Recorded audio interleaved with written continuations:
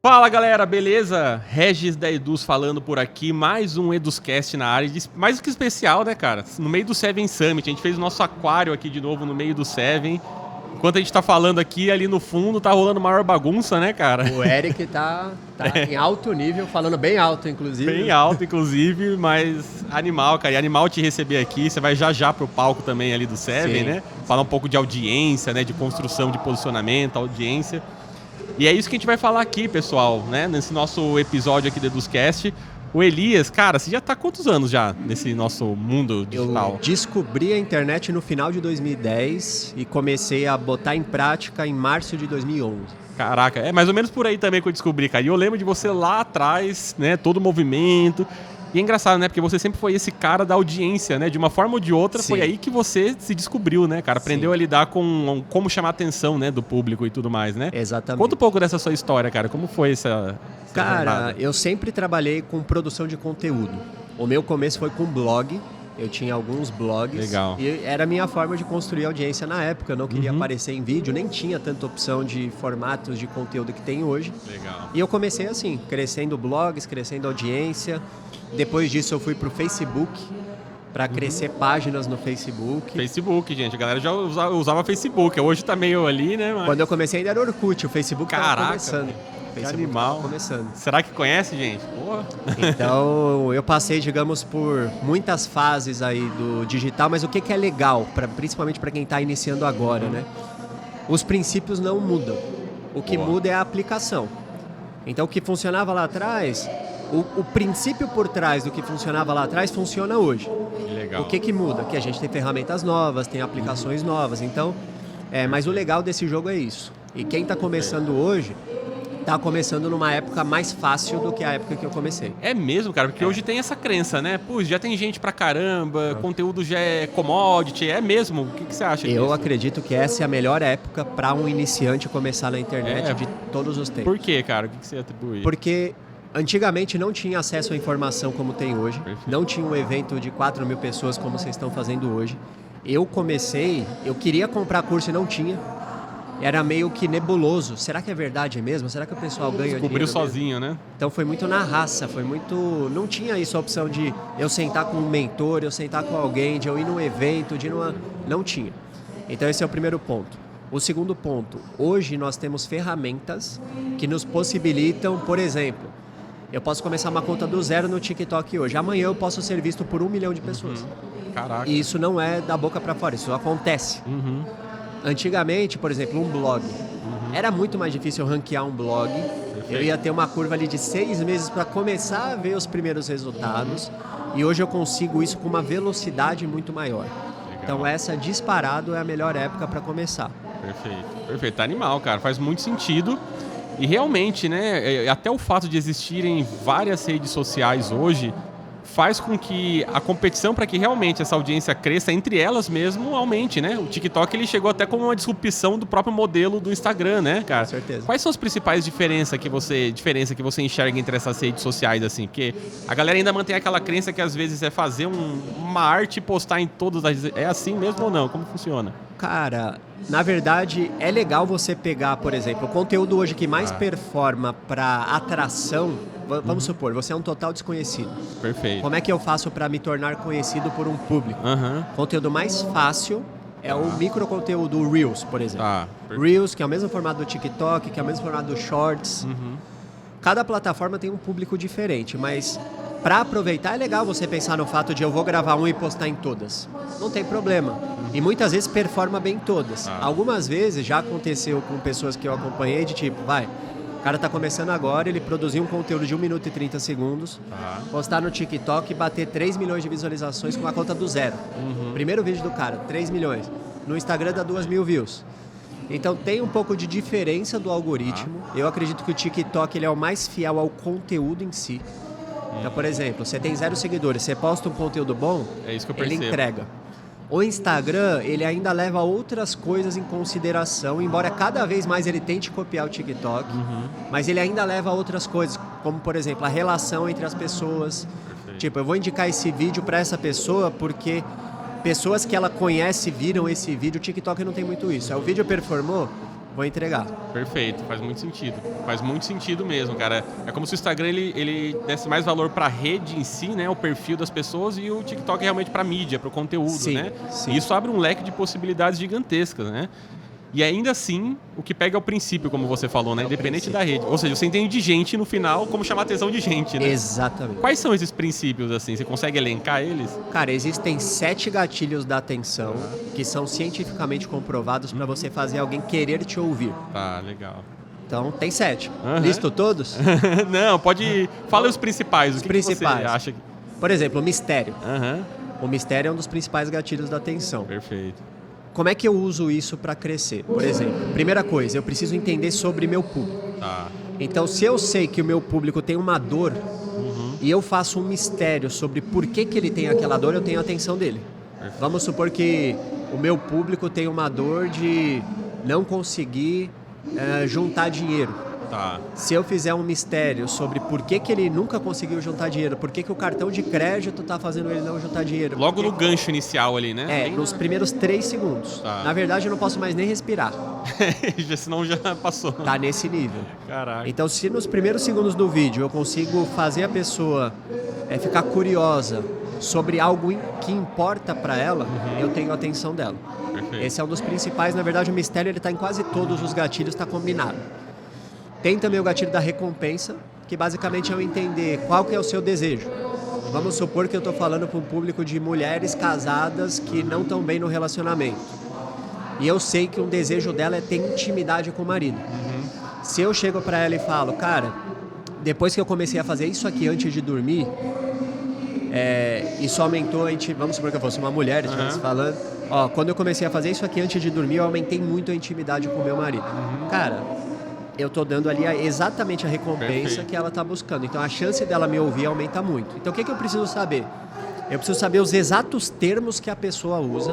Perfeito. E se eu comunico aquilo, a chance dela me ouvir é muito alta. Perfeito. Entendeu? Então é meio que uma ciência, meio que envolve muita pesquisa para eu entender exatamente. E aí quando eu entendo, por exemplo, eu entendi que meu público quer aumentar a intimidade com o marido. Eu consigo pegar esse tema e fazer 100 ideias com esse termo específico. E aí eu consigo masterizar minha produção de conteúdo. Perfeito. Cara, muito massa. E realmente é uma ciência, né, cara? Porque isso a gente aprende em qualquer curso, qualquer coisa que a gente lê sobre marketing, né? Entender o cliente, entender a fundo a persona, né? Sim. A rede social nada mais é do que, cara, chamar a atenção, né, do instinto das pessoas a partir desses comportamentos, né? E eu percebo que, assim, realmente, os resultados que você tem, né, na sua palestra agora, você vai mostrar alguns desses cases, né? O que você vai falar na sua palestra agora? Tem a ver com isso também? Tem a ver com isso? É porque, assim, a atenção é o primeiro pilar da comunicação. Eu preciso chamar a atenção. Perfeito. Depois disso, eu preciso o quê? Entregar valor. Só que existe o jeito certo de entregar valor em 1 minuto e 30 segundos, porque é muito rápido. Então, se o cara ele for um pouco mais teórico, se o cara for um pouco mais vago, ele já perdeu. Por mais que ele tenha um conteúdo bom, o conteúdo não vai chegar, as pessoas não vão ver valor. Então, eu preciso entregar isso rápido. E existem formas de fazer isso. E eu preciso fazer isso com a minha identidade. Que é a única coisa incopiável que eu posso ter no meu conteúdo. A pessoa pode copiar exatamente o roteiro do meu conteúdo, mas ela não consegue copiar eu por muito tempo. Ela pode até fingir ali um pouquinho, mas ela não consegue me copiar. Então, são esses os 3 pilares que eu vou apresentar na palestra. Cara, animal. Esse lance de identidade é essencial, né, cara? Porque você também viu o mercado evoluir assim como eu, né? E hoje a quantidade de pessoas que já sabem o que é essa história de infoproduto, essa história de marketing digital, cara, eu puxei uma métrica para minha palestra também que eu vou fazer hoje também no final do dia. Cara, 43% da população economicamente ativa do Brasil já comprou algum produto digital na Eduz, cara. Caraca. Pensando em volume, milhões de pessoas em relação à quantidade de pessoas economicamente ativas. Então, assim, imagine se pegar a gente e todo o resto das outras plataformas, enfim, todo mundo que tem no mercado, cara, o Brasil conhece o que é infoproduto em algum nível, entendeu? Já é comum, ainda mais depois da pandemia, que a gente viu a coisa subir, né? Então, E hoje, cada vez mais, eu vejo a necessidade desse lugar de identidade e diferenciação a partir dela, né? Sim. Se você, às vezes, é um dentista, quantos dentistas estão fazendo Reels no Instagram, né? E aí, como que você consegue imprimir isso, cara? Porque não é... Tem muita gente que tem dificuldade de gravar, de se posicionar, né? Você tem alguma técnica para a pessoa soltar e descobrir essa identidade? Cara, tem várias formas. A primeira coisa que ela tem que saber é quais são as características dela que são marcantes. Tá. Então, por exemplo, eu preciso ser engraçado para crescer na internet? Preciso fazer dancinha. Preciso fazer dancinha? Exato. Não, a não ser que você goste. A não ser que isso seja natural. Isso já mata uma objeção muito grande da galera, né? Exatamente. Se é sério, às vezes a sua identidade marcante é você responder uma coisa engraçada de um jeito sério, sem dar nenhuma risada. Perfeito. Porque você é assim. Então você tem que descobrir. Um ponto de partida é estudar um pouco os arquétipos. Legal. Tipo, quem que é você? Você é mais pra linha do herói, você é uma pessoa cuidadora, você já é o fora da lei, o cara que fala o que pensa. E o arquétipo, ele vai servir como um parâmetro não pra... eu descobri que o arquétipo do governante dá pra eu cobrar um high ticket. Não. É tipo, cara, eu descobri que eu sou esse arquétipo aqui e conscientemente eu vou trazer isso pra minha produção de conteúdo. Eu vou colocar essa minha essência lá. Esse é um ponto de partida. O outro ponto de partida é eu ter muito claro quais são as minhas crenças inegociáveis sobre o meu assunto. Perfeito. E eu comunicar isso. Isso posiciona muito, né? Exatamente. Qualifica o cliente. E cria o seu limite criativo também. Então, a sua audiência já vai saber, quando eu entrar no Instagram do Elias, as regras são essas. Por quê? Porque eu delimitei esse limite criativo com as minhas crenças. Então, isso é uma coisa que ajuda muito também. Legal. Animal. E, às vezes, você também se abrir um pouquinho, não que você precise expor a sua vida, mas um pouquinho de vulnerabilidade de contar algumas coisas que você já passou, contar histórias pessoais, porque tudo isso, ninguém vai copiar. Eu já vi gente fazer isso, tá? Copiar a história do Tony Robbins, tá? Tem pessoas que fazem isso, mas é muito difícil alguém copiar uma história sua. Perfeito. Então, por exemplo, quem me segue sabe de histórias minhas que, tipo, é uma conexão entre mim e meu público, não tem como... Exato, é literalmente ter você quase como parte da família, né? A pessoa acorda, pega o celular, do dia a dia tá te acompanhando, Exatamente. né? Por exemplo, tem muita gente que ensina a crescer no Instagram, mas não tem ninguém que ensina a crescer no Instagram com as mesmas técnicas que usava no Tinder. Puta, Eu sou o único. Perfeito, é posicionado, no específico. Eu era o cara do mundão que usava isso pra conquistar mulher no Tinder, e aí eu me converti e hoje eu pego as mesmas técnicas e ajudo pessoas a crescer. Só eu tenho essa história na internet. E cada um vai ter a sua, não que a minha história seja melhor do que a de alguém, mas minha história é única porque toda pessoa é única. Perfeito. Então a pessoa ela precisa encontrar dentro dela isso. O que ela vai contar, que parte da vida dela ela vai contar para se conectar com o público. Legal, cara, animal. E... nosso mercado primo, né, dos infoprodutos é o mercado dos influenciadores, né, que também é quem está à frente aí. E o que faz o influenciador dar muito certo hoje em relação à publicidade tradicional é justamente isso que você contou, né? Às vezes, eu já vi vários estudos, a marca faz uma publicidade mesmo, né, institucional, e de repente o influenciador fala da marca, o impacto no resultado e o custo é infinitamente menor naquele influenciador do que, né, em relação a uma publicidade tradicional. Então, as redes sociais só possibilitaram com que isso amplificasse, né? Na verdade, como você falou, o princípio sempre foi esse, né?